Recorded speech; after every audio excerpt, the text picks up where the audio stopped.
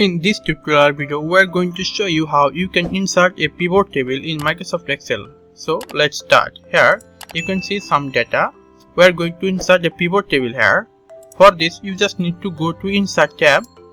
There will be an option which is Pivot Table. Click there and the table range.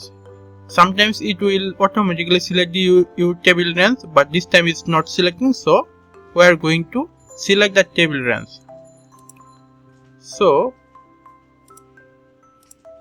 the table range is this. This is our table range. Then click OK.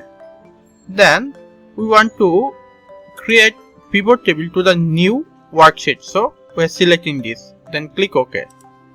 You will see that there will be another sheet and the pivot table will be arrived there. So let's start to create a pivot table. First of all, we want to insert a slicer or filtering option. And what will be our slicer or filtering option? The product group will be our filtering option. So we are adding this product group to the filter.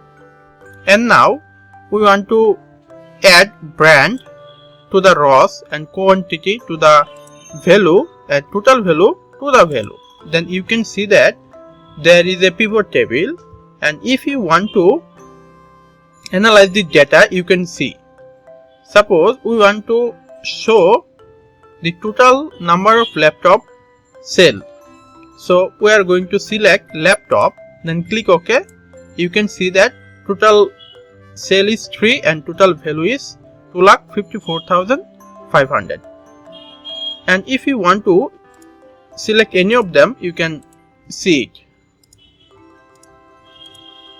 And if you want to select all the thing, you can also do it. Select all and click OK. This is how you can easily insert a pivot table and analyze your data. Hope that you like this video. Thank you for watching the video.